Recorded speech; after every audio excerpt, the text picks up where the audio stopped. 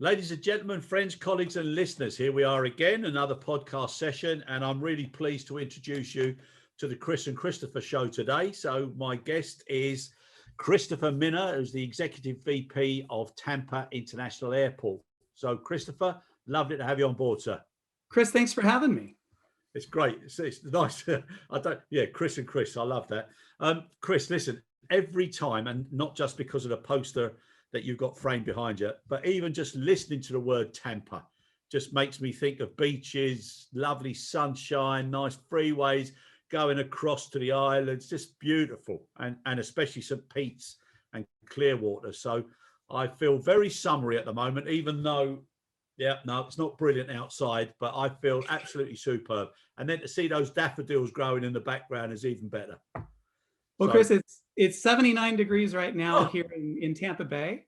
And I can tell you, just a couple of weeks ago, Travelocity, I think, ranked St. Pete Beach as the #1 in all of the United States. And there were actually 4 of our Pinellas County beaches that were rated in the top 20. So, your feeling is not unique, and we look forward to having you come back for sure. Oh my God, I had some great times there. I was on a football tour with British Airways, probably, my God, I don't know, 25 years ago, maybe 25, 30 years ago. We had such a great time there. Absolutely brilliant. And enough of that reminiscing. So listen, well done. What a lovely airport you've got. And you've also won lots of awards. But you personally now, if you can just tell us what keeps you busy, just briefly, and a little bit about your position. Sure. My job is to run the teams that are responsible for our real estate, marketing, communications, government relations, research, and air service development, which is recruiting new flights and supporting the ones that we already have. And, when you think about this last year of real turbulence, many of my team members have been, among the busiest, as we've had to, look at our tenants and look at all of our agreements and figure out, how do we address the impact that COVID has had on all of our lines of business. Yeah. And then from a communication standpoint, making sure that we're doing everything that we can first to keep our team and our travelers safe, but then also to make sure that we're communicating that in a way that resonates for people so that they know that, when they travel to Tampa Bay or they're traveling from Tampa Bay, that their health and safety are paramount. Yeah, no, it's so important. You're right. Now, obviously, having an airport, it's like your own ecosystem. So I'm assuming that, you've had great committee involvement and communication with everybody who's part of that particular family there, which is so necessary, so that everybody's singing off the same song sheet. Yeah, if you go back to, really, it was a year ago when the pandemic was just first starting, and we were starting to see the very rapid collapse in traffic. Yeah. We jumped in and created a program called TSA Ready, and what we were trying to do is just aggregate all of the major response areas, whether it was, going back and reviewing and slashing our budgets, whether it was implementing new cleaning technologies and more frequency, whether it was, creating links and outreach to all of the airlines that were serving us. And it's been just tremendous to be able at that time. And it's hard to really think back to a year ago. Yeah. But I think for so many folks, there was this sense of, gosh, what do I do? What can I do? And I think the fact that we came up with this structured program, it gave everybody in our organization a way to pull in the same direction. And I think that's one of the reasons that, Tampa International Airport's been one of the fastest to recover in the United States. Yeah, and plus you were one of the earliest with the testing. Yeah, it took us until September to implement it, I believe. But we were the first airport in the United States to offer universal testing, anybody that wanted it. And so we had both the PCR test and also the rapid antigen test at a very low cost, and it was available to any ticketed passenger from TPA. And it was an overwhelming success in a couple of ways. I mean, certainly one, we've had about 20,000 people that have come through and been tested, and every single one of those people that got a negative test were able to get on their flight and able to go where they were going and know that they were safe for all of the other people on that plane, and they were safe for the people that they were going to visit. But Chris, even more importantly, for about the 1% of people that were asymptomatic, Yeah. but came back with a positive test, 100% of those people immediately canceled all of their travel plans. And they were so appreciative of the opportunity to know, hey, I didn't realize that I was positive, and so I'm going to go back and I'm going to quarantine. And so I think that's just emblematic of all of the steps that we've taken over the last year, again, to keep our team and our travelers safe. Yeah, no, it's been so important. And my God Almighty, nobody is an expert, because nobody's ever lived through anything like this where the whole world has been affected in the same way. And now moving forward, whether the people say that, build back better, bring back better, or bounce back better, there's got to be good lessons learned from all of this, and the sustainability level, and people being more focused on what you need to do to stay agile and resilient and pivot correctly, rather than just growth and racing to the bottom with pricing. And it's got to be a lot more level based approach to business now moving forward. Yeah, uncertainty is definitely the key word, I think, for everyone that's involved in aviation. I mentioned research is one of the teams that I have, and that's been one of the biggest conundrums to try to understand the evolution of our travelers. And whether you're talking to IATA or Airports Council International, or listening to any of the airline quarterly earnings calls, they'll tell you that 100% it's visiting friends and relatives that has been, the bulwark of demand over the last year. That generally speaking, it's the leisure component that's recovering before business.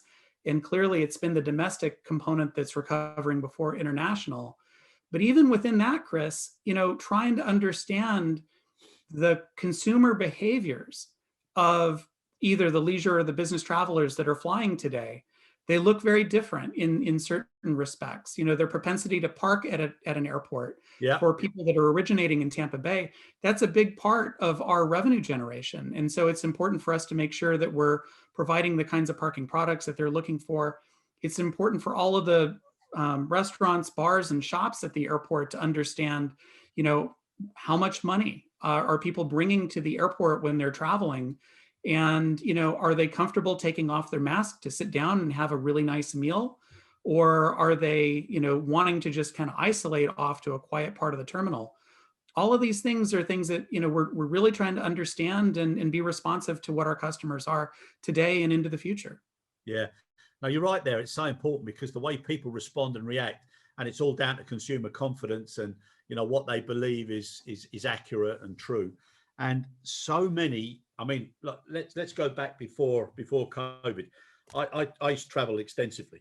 And the thing that I'd always hear people saying in the queues, especially going through security, is, why have I got to take my laptop out here and I don't have to take it out where I come from? Or why do you want me to take my shoes off now and I don't have to take my shoes off when I come back? All these differences. And I think that confusion makes people a lot more self-focused on what they then believe they should be doing. So if there isn't that common communication and common transparency and common positive focus, I think people then may stop going into shops, and they'll close their time off before they get to the airport. So they just get there, make as minimum amount of touch points as possible, and then just get on the aircraft and go. So the way airports and the communities within the airports respond to that and help people understand why, and help people understand the reasons as to what is happening and the benefits, that's going to make a huge difference. But why is it so different airport to airport and country to country? But the States at the end of the day is like countries. So why is it so different? Yeah, I travel a lot, or have traveled in the past a lot myself. And I completely agree that, what I'm always looking for is that ability, as much as I can, to just put myself on autopilot. I generally pack the same way. I generally get to the airports about the same amount of time ahead. And I've got my rituals that I use when I'm traveling. And so it just makes it all the more obvious when something stands out as being different, and that's the thing that's just glaring at you. I think especially in this COVID era, a big part of what has been a driver of differences is the fact that airports, are individually owned and operated, and there are multiple different kinds of ownership structures for airports, but they're very much tied to their individual geographies, and those individual geographies have had greater or lesser impacts with respect to COVID, whether it was infection rates or hospitalizations or, heaven forbid, deaths. Yeah. And so I think that has driven a big chunk of, if you're in one geography that's been dramatically impacted by COVID and you're traveling to another geography that's been somewhat less, then I think especially in the early days, you were seeing a difference in the way that those approaches were being implemented. My personal feeling, because we're in constant communication with other airports around the country and around the world, is that all of the best practices that have been established over the past year are more generally being implemented across the board and more standardizing that kind of a traveler experience. Yeah, no, yeah, which is a good thing, because it's the collaboration and keeping everybody together as one industry that's going to make us all more successful. Now, as far as the vaccines are concerned, how is the vaccine rollout now making an impact on people's appetite for travel? Everyone I know who in the past has been a traveler and has gotten the vaccine has immediately gone home that night and booked 4 trips. Yeah. And I think that there's been so much discussion about what the shape of the recovery is going to be. Will it be a U? Will it be a V? Will it be, who knows? My personal feeling is that people over the course of the last year have really realized what they've been missing. Yeah. And people have traveled for a reason. They enjoy visiting their friends and their relatives. They want to do business in person and in face to face. And I think that as soon as people get the vaccine, they feel like they have a little bit of armor on them. In addition to the fact that over the course of the last year, we've gotten so much smarter as humanity about understanding the steps that we can take to protect our own health and the health of people around us, that I really do believe that we're going to see a rapid recovery in travel. Yeah, and I think that we're seeing that here in Tampa. I mentioned we lost 97% of our travel back in April a year ago, but we've been kind of at about 50% of our pre-pandemic passenger numbers over the last 3 months. Now we're into spring break, which, as you can imagine, here in Tampa Bay is very popular. Oh, yes. Yeah. And we've got 75% of our pre-pandemic capacity. And I think we're tracking at about 65% of our pre-pandemic passenger levels. So I think that, again, as more people are vaccinated and more people feel confident that they can protect their own health and the health of those around them, they're eager to get back on the road. Yeah, and that vaccine, like you said, it's like having some armor, around you. It's incredible. I've had one. I'm waiting for the second one. And congratulations. Psychologically, it just makes you. It's a weird thing, and some of the people that were there, I was saying to me, how you do? Oh yeah, so much better now. Can't wait to do this. It really has given people a boost. I think it's fantastic, and that concern about the comparison between legacy airports and legacy carriers as opposed to private aviation, with the number of touch points being roughly 1 to 10, that caused a lot of people concern. Whereas it was great for private aviation, which I'm sure you've experienced as well. That's now, I think, starting to be relaxed a little bit, because they are seeing that governments, their organizations, airports, airlines, handling agents, etc., are really taking this seriously, and it looks like it's going to be around for the long term. When you talk about private aviation, you're talking about like corporate aviation. And yes, yeah. At Tampa International Airport, we actually have 2 large fixed-based operators, one of which is the #1 rated in all of North America. But when we saw the dramatic reduction in scheduled passenger flights, we did not see anywhere near the same reduction in our corporate and general aviation. In fact, Tampa Bay just hosted the Super Bowl Oh, recently. yes, yes. And we had hundreds more private operations than we've ever had before at any of the other Super Bowls or other mega events that we've hosted in the past. And I think, over the course of the last year, the people in corporate aviation have done an extraordinary job of adapting their business models to Yeah. demonstrate all the steps that they were taking to protect the health and safety of their travelers. And for people that have the means to be able to use corporate aviation, it has just been a real boon to keeping people mobile and being able to get Yeah. where they needed to go.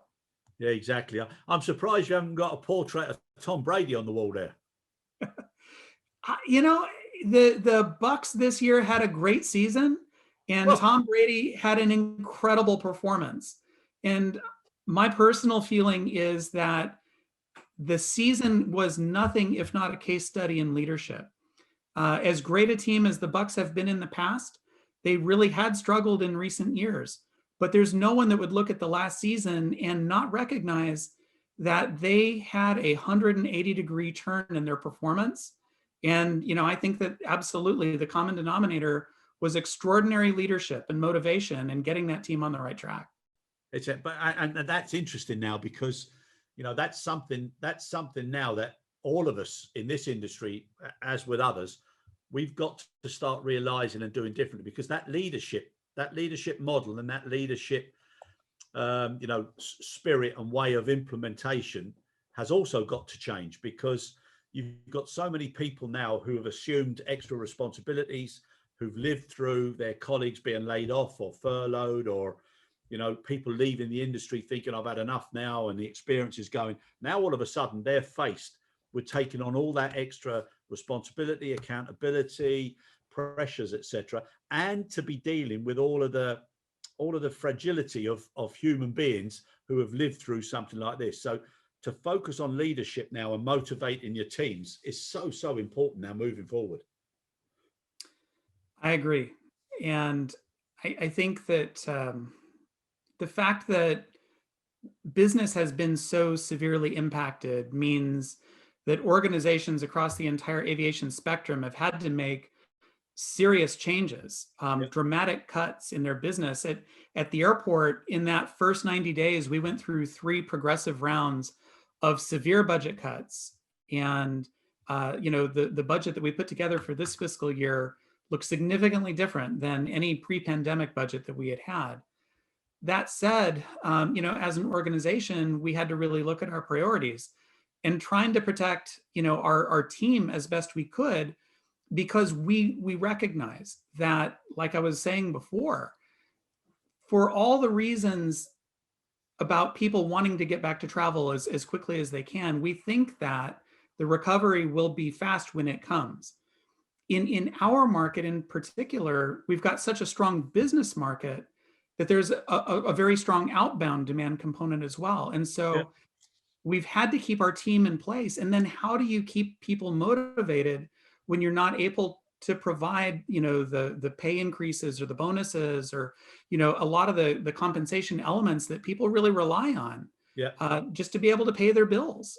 People have mortgages or car payments or, whatever that might be. And so I think, number one, making sure that people are heard. Everyone has ideas about how we can work together, pull in the same direction, and fight this fight together. So making sure that you're sharing information from the top down, but also from the bottom up. And then also, making sure that everyone understands what the vision is for our recovery, what our priorities are as individual organizations. And the fact that we're doing everything that we can to accelerate the recovery of our business, I think that helps people to understand there is a light at the end of the tunnel, and we can get there together. But as glad as I am that, the people that have left our organization have only left as a result of individual decisions. We offered incentives for people to have early retirements and those kinds of things, but we didn't wind up having any layoffs. We've been able to make budget cuts in other areas to protect those jobs. But, people in their homes, their spouses, their mothers, their fathers, their brothers, their sisters, There's been people in everyone's homes that have been dramatically affected by this pandemic and the business outcomes. And so I think that's one of the things that you have to recognize too. Even if your team, you've taken care of your team, they're dealing with incredible stress on the home Yeah, front. yeah, yeah. Yeah, yeah. One of the things, touch wood, please God, that will come out of this is that people will care a lot more about colleagues and people that have been, through no fault of their own, they've been displaced or inconvenienced or pulled back on their careers and just their own life's sustainability, which is a terrible thing. So it's going to be with us for a long time, but we also need a lot more positivity and open-mindedness, and we got to make sure that light at the end of the tunnel is shining as bright as possible. Which brings me again to even your poster has got sunshine on it. So like I said at the beginning, everything that I always think when I speak Tampa, it always reminds me of great times and niceness. Now, as far as Tampa Airport is concerned, you've also won a number of awards. So you're always ranked in the top airports in the world. So why is that? Apart from everybody probably wants to go there, work there and live there. But what makes it one of the top airports in the world as far as rankings are concerned? And you're also in the top 3 or 4 in your category with regards to customer satisfaction. So how do you maintain that, and what are the successful ingredients that you throw into the mix? And like you're a 10-year veteran of Tampa Airport. Yeah, I am. I still feel like the new guy in this community because, believe it or not, here at TPA, we've got people that have celebrated their 40th anniversary. Yeah. I think we've got one person who's been here 42 years. Fantastic. But Tampa International Airport actually this year is celebrating its 50th anniversary. Right. And we talked a little bit about leadership a moment ago. If you go back to the 1960s, when Tampa International Airport was on the design board, it took incredible vision and courage for the city mothers and fathers at that time to say, we want to build the best airport, not on the west coast of Florida or in the United States, but in the world. And its design at that time was revolutionary.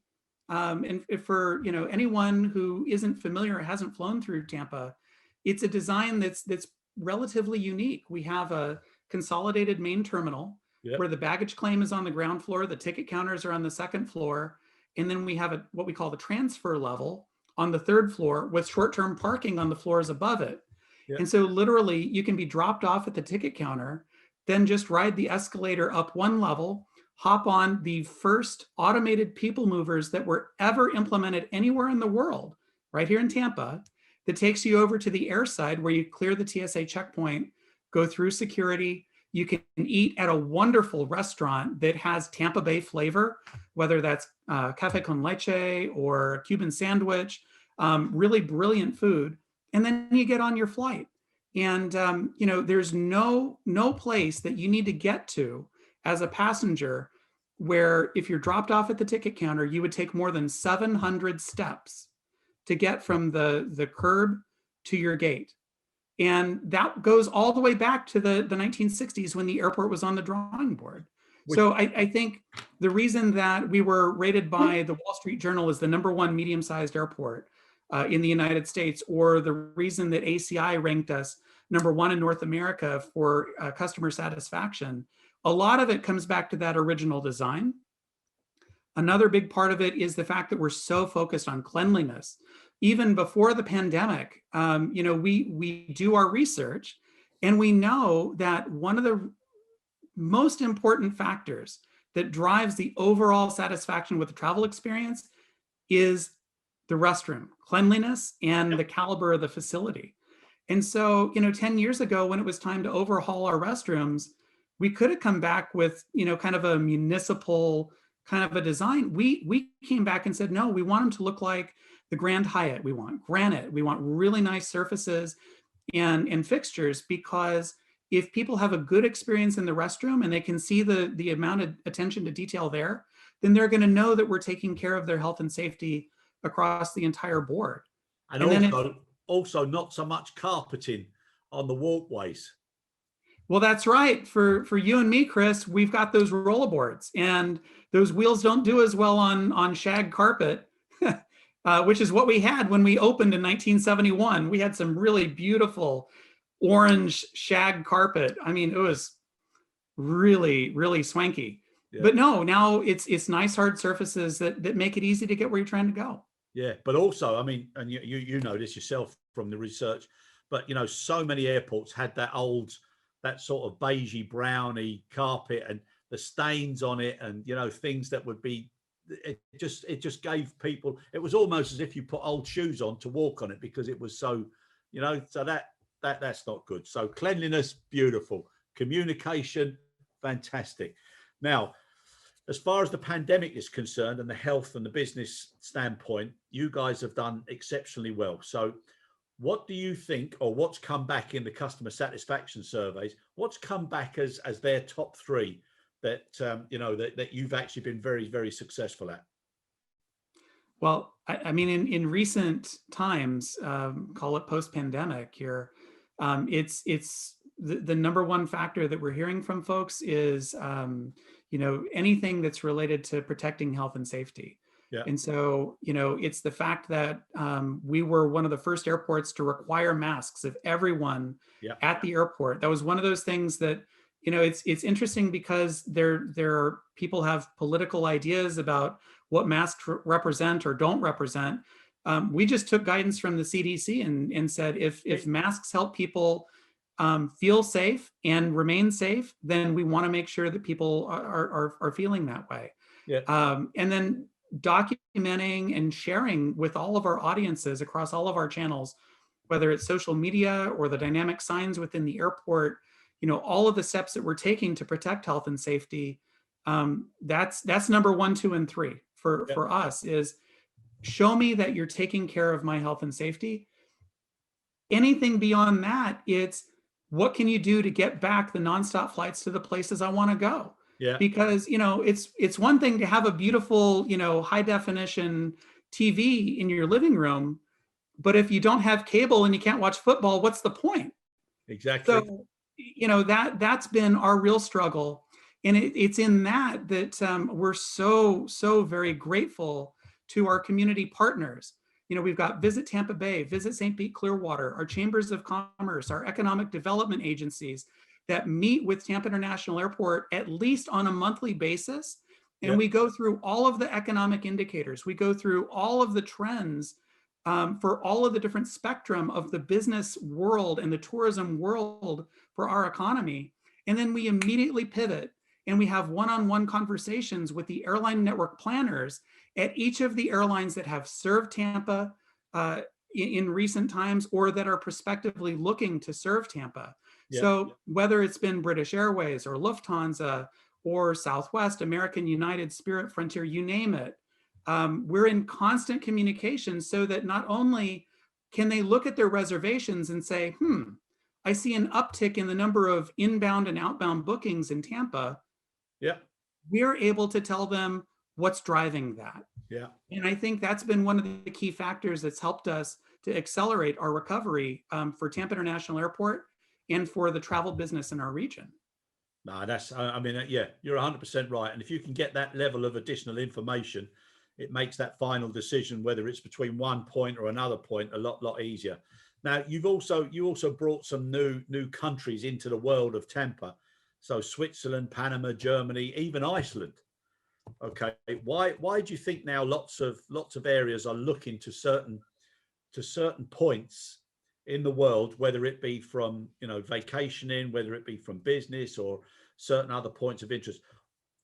Do you think that's now going to start to be a differentiator as well in the post-pandemic world? Well, the markets that you mentioned were pre-pandemic, and Tampa International Airport had always gotten incredible customer satisfaction rankings, but it had not historically had those international markets. So over the course of the last 10 years, that's been a driving force for us is to connect the dots. And so when you are having those conversations with the airline network planners, who are the women and men who are analyzing all of the numbers and trying to understand what's the next dot we should be adding to our map, you have to appreciate that there's a tremendous amount of risk for them. If they get it wrong, they could lose tens, if not hundreds of millions of dollars for their company in relatively, quick order. And so it's really important that they get those decisions right. And I think over the last 10 years, working with all the partners that I mentioned, it's trying to put together a package of information that they can look at and confirm on their own that says, we haven't been looking at this particular market in the right way. We've been looking at it through an old prism, or we've been looking at it based on the existing traffic numbers that obviously wouldn't show passenger activity that is diverting to another gateway. Yep. Because there isn't a nonstop flight in that particular market. Yeah. And so it's demonstrating that unseen demand. And then also it's making sure that every time an airline makes an investment in our market, we do everything that we can to support their success, so that their success is a big flashing beacon to all of the other airline network planners around the world to say, my goodness, what's happening over there on the west coast of Florida? Maybe I want a part of that too. Yeah. No, I think you're 100% right there. And also the growth of the airport and the plans. So you had some big plans pre-COVID, and obviously I'm sure many of those had to be put on the cooler for a little while. But of that 3-phase growth plan that you had, where are you now? How are things going? Yeah, in 2012, we did a complete master plan, and we said, okay, the first thing we need to do is decongest the main terminal area, get cars off of our roadways, build a brand new, beautiful, best-in-class rental car facility so that when people are coming from the UK or Germany or wherever, and they want to rent their car because they want to go and explore the state, we made it very, very easy for them, connected it with a people mover. So that was about $1 billion of work, and all of that is complete. We also refreshed every single restaurant, bar, and shop at the airport, brand new. And so how many? Let's just go. Sorry, Chris, to interrupt you there. So I do apologize, but the number of restaurants, it was 34, wasn't it? It could be. I don't know the number off the top of my head, but yeah, every single one was brand new. And now we've reopened almost all of our restaurants, bars, and shops at the airport, just based on the fact that demand is recovering, and it's been organic. Over the horizon, the next increment of growth is going to be a new airside. And so that'll be 16 gates, all domestic and international capable. Yeah. We were originally planning to bring that forward in about 2004, but because of the pandemic, we've hit pause. And I think it's going to be probably about a 4-year delay. And then we'll be able to bring that new facility on board. But we absolutely need it if we're going to see the recovery of international demand in the way that we saw it pre-pandemic. We were serving about 22 million passengers a year, and we were adding at least one major international destination each year. And so for us to try to continue on that level just tells us we absolutely are going to need to make sure that we can afford that in the future. But Chris, this is an important piece, and we're not an exception.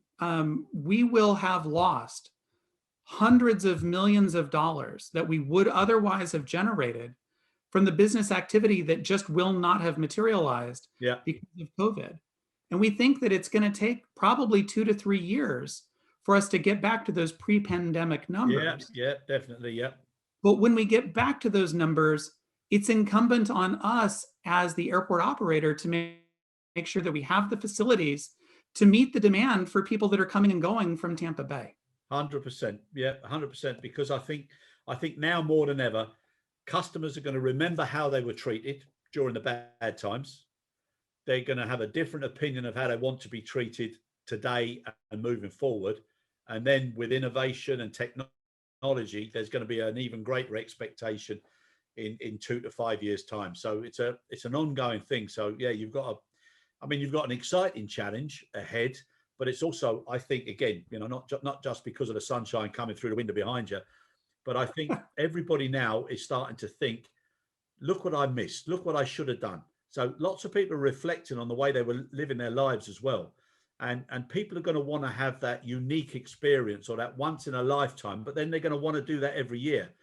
So I think the amount of time that people spend will be longer. It won't be so many short breaks. It will be longer and much more quality, much more value. But they'll be focusing on things that are important to them. And I would say Tampa's a fantastic place to experience for anybody. So I'd always be wearing the T-shirt of Tampa. I think it's fantastic. Now, lessons learned, okay? Because obviously, if we go through one of these big historic markers that, children in classrooms in years to come will be learning about the pandemic and what happened and how did people respond and what should business have done and politicians done and all sorts. What do you think are the biggest lessons now that you and your team have learned, which you're going to take with you now moving forward and making Tampa and the business and the management teams even stronger? Well, the biggest lesson I've taken away from it, Chris, is don't wait for somebody else to solve your problem. Yeah. And I think that, there were definitely. certainly a lot of people in the business world that thought that, either somebody in the government was going to come and solve a problem, or some other entity was going to come out and say, here's the answer, follow me. And the fact of the matter is, if we'd have waited for somebody else to tell us what we needed to do to protect the health and safety of our team and our travelers, we'd have waited a long time. And so we just never waited. We always erred on this action, whether that was all of those cleaning measures, slashing our budgets, trimming our capital program. We deleted $1 billion worth of construction projects, either deleted or deferred, just so that we could address the business that we have in front of us. And so I think that's the key. Coming forward with that testing program and saying, maybe others are going to come forward with a global standard for what testing needs to be. In the meantime, we're not going to wait. We're not going to ask permission. We're going to find a local hospital that'll work with us and make those tests available. And I think that through our example, we helped the industry, recover and keep their own team and their own travelers safer. So that's absolutely been the biggest lesson I've learned. Yeah, no, I think you're 100% right there. And I think one of the things that everybody's, obviously it's tough to be a politician when something like this happens, because you're damned if you do, you're damned if you don't. But I think one of the biggest errors that everybody had was that it was 3P driven rather than 3D driven. And by that, I mean, it was profit, press and politics driven rather than data decision making driven, and I think people should have focused on, if this happens, we have to do this. If this happens, we can all do this, but not be so driven by the press and by politics, trying to make everybody happier by saying, yeah, the 20th or whatever, we'll be able to do this. And I think that's one of the biggest things that's gone. And I think that self-sufficiency and sustainability and driving and doing things makes the difference from anybody looking back. So, fair play to you. That was so important. Now, recovery. Okay, so if you were able to wave a magic wand and you were able to think to yourself, right, the next 2 to 5 years, what and where will Tampa be? So what will Tampa do differently, and where will Tampa be, whether you call it, whether it's domestically or globally? Well, I think that the recovery forecast that we have in place that says it's going to take about 3 years to get back to 22 million annual passengers. My personal belief and my hope is that that's a very conservative look. Yes. Again, because of what I said, that I think that as people get the vaccination, they want to get back to living their life. And I agree with you 100% that people who were banking their vacation time or, just socking money away in their bank account, they want to get out and see the world, and they want to see their friends, and they want to experience things again. And so I really believe that you're going to see a rapid acceleration in recovery. That's at least my hope. Yeah, I agree with you. The challenge is going to be, are we able to meet that demand? Are we able to match our level of staffing, our level of services, and the availability of our facilities to meet that demand? That's going to be the challenge for Tampa International Airport, other airports, and other airlines all around the world. Yeah, and it's also the timing that you commit to something rather than hoping, and then it goes beyond, and then you end up with customer dissatisfaction. So it's that timing is also so important now. Indeed. Yeah. No, fantastic. Well, listen, I've really enjoyed, and again, even when I'm talking to you, I'm thinking of all the things that I did in St. Pete's and Clearwater and having such lovely times. I can't get it out of my mind. So that's one reason why I'm definitely going to go back to Tampa, and also use it as a stepping stone to Cuba, because you've got good links there as well. So I can't wait to get back. And I would encourage anybody, if you want to go anywhere in the States, and I've lived in the States for many years, Tampa was always one of my favorite places. Fantastic. So good luck to you, the team, and everybody. And thank you so much for your time. And what's in line for Mr. Brady now for next season? Another Super Bowl victory. That's it, Chris. Wouldn't surprise me. It wouldn't surprise me. What a man. That's a great leader, great discipline, great commitment, and obviously a great example. And you know, I think also that's something that everybody needs to do now. And I think they're going to take a lot more value in serving customers and realizing how important it is to make those customers want to come back. And then I think from a customer's perspective is to appreciate people that serve you and give them a lot more respect than they did before. So you got to listen to those voices, Chris. I mean, that's really all of the ideas that we've implemented to keep our team and our travelers safe. They came from our team. yeah, They came from the people on the front lines who see those opportunities to help. And you know, it's funny because it's not that hard.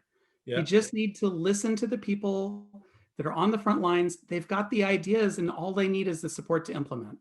yeah. You need feet on ground to know how deep the puddles are. So yeah, good luck, Chris. I wish you all great success moving forward. And I'll definitely look you up when I take a trip to Tampa next. So good luck. And thank you so much. Chris, we've got a cold pint. It'll be waiting for you. Oh, no, that's a lovely one. Thank you so much for joining us, Chris, really. Cheers.